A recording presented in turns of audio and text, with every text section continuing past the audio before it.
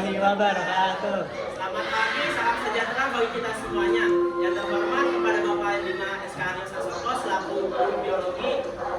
Kemudian ada teman-teman sekelas yang saya banggakan. Di sini kami ingin mempresentasikan tentang mengenai sindrom Sri Bucat. Tapi sebelum itu kita mau perkenalan dulu. Nah, di sini ada nama anggota dari kelompok 5.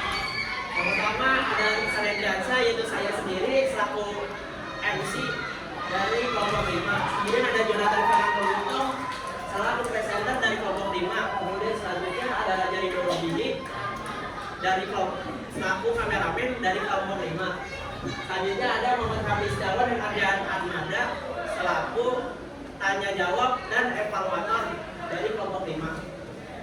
Dan kemudian selanjutnya saya akan melanjutkan pada presenter saya ini Jonathan Fernando. Pada ini saya persilakan.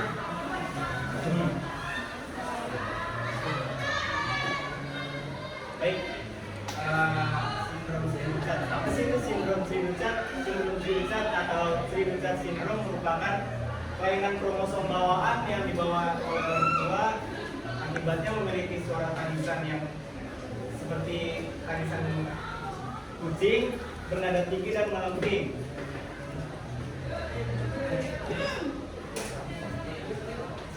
Apa sih penyebabnya? Penyebabnya dari sindrom Sri Bucat terjadi ketika bagian sindrom X kromosom kelima yang hilang. Bisa teman-teman lihat yang dibulatkan di gambar kromosom kelima itu bagian kelimanya ada yang sedikit hilang. Itu penyebabnya yang mengakibatkan terjadinya sindrom Sri Bucat.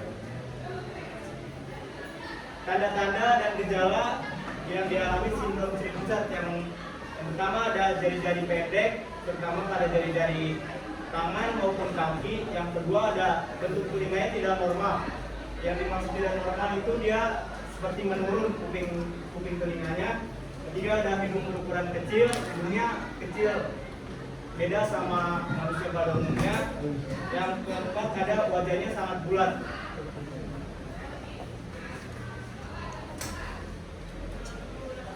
Beberapa akibat dari sindrom Sri Bucat. Yang pertama ada keterlambatan perkembangan fisik maupun mental, yaitu seperti keterlambatan motorik, yaitu duduk, berjalan, dan lain-lain.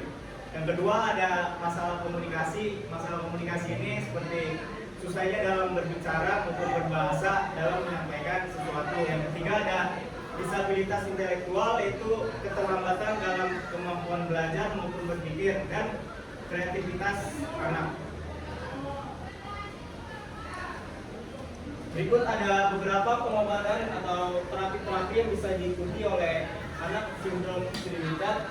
Yang pertama ada terapi fisik atau fisioterapi. Ini bisa meningkatkan kemampuan anak dalam motorik halus maupun motorik kasar. Yang kedua ada terapi okupasi, yaitu mengoptimalkan keterampilan anak dan aktivitas anak dalam sehari-hari. Yang ketiga ada terapi bicara. Terapi bicara ini membantu menangani gangguan dalam masalah berbicara maupun bahasa. Yang keempat ada psikoterapi. Psikoterapi itu membantu tumbuh kembang anak dan mengonsul perkembangan anak sindrom Sri Bucat. Berikut ada video yang membedakan antara pengidap sindrom Sri Bucat dan normal.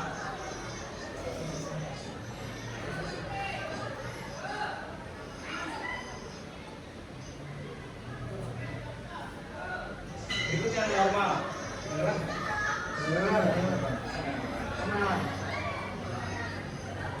Yang pengidap sindrom dia agak sedikit melengking seperti suara kucing.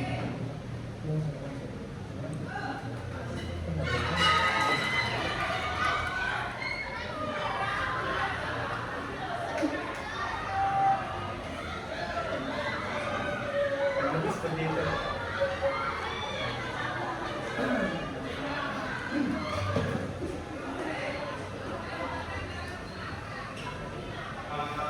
Mungkin sekian yang saya bisa sampaikan. Saya serahkan selanjutnya kepada MC.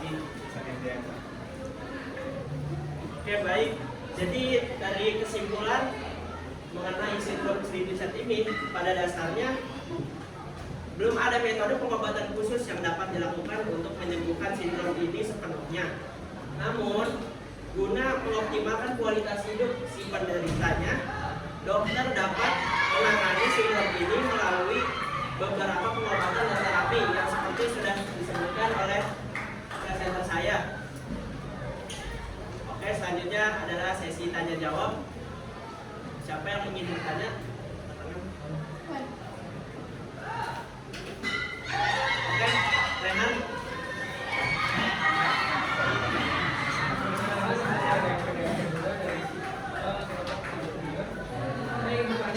Bagaimana Sri-Ducat mempengaruhi kehidupan saya?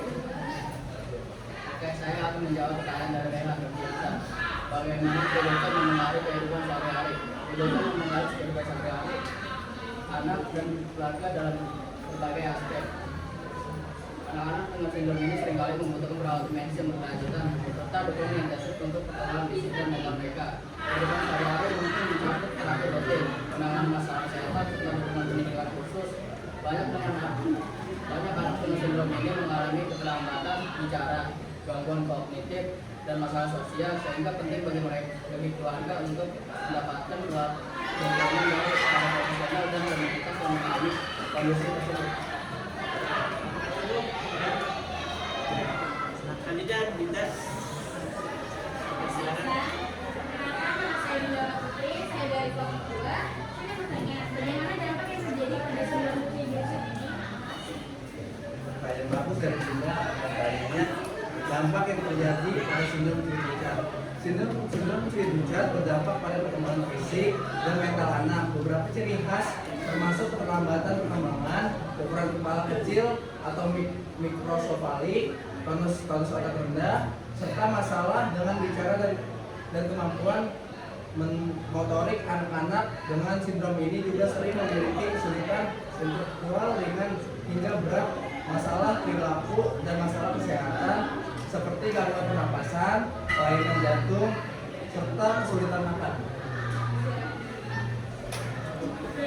Selanjutnya, Dinda. Saya persilakan.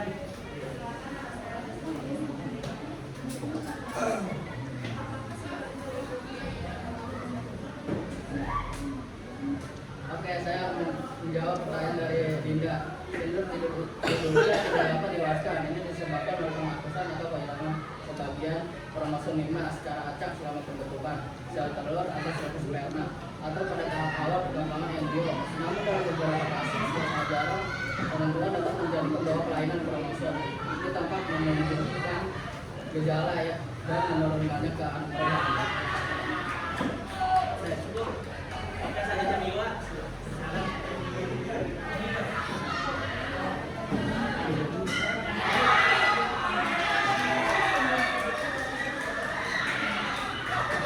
Oke, pertanyaan bagus dari Dewa. Dan mengapa sindrom Sri-Ducat disebut dengan sindrom kucing menangis? Sindrom ini disebut Sri-Ducat dalam bahasa Prancis berarti tangisan kucing. Karena salah satu ciri khas baik dengan sindrom ini adalah tangisan bernada tinggi yang menyerupai suara kucing.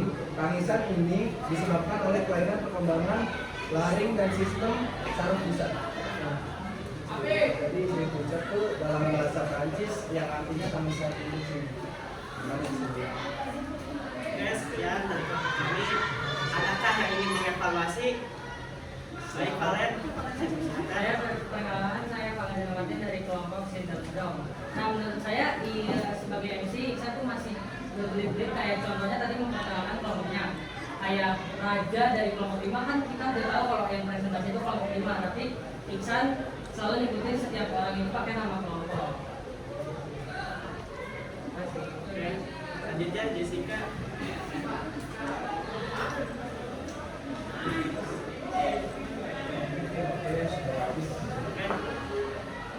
Sudah waktu. Mungkin sekian dari kelompok kami. Tapi sebelum tutup saya masih punya pantun. Jangan lupa bilang cakep ya Jangan lupa teman-teman. cakepnya. Oke teman. Yang berkebun di pagi yang cerah. Tanam bunga di tepi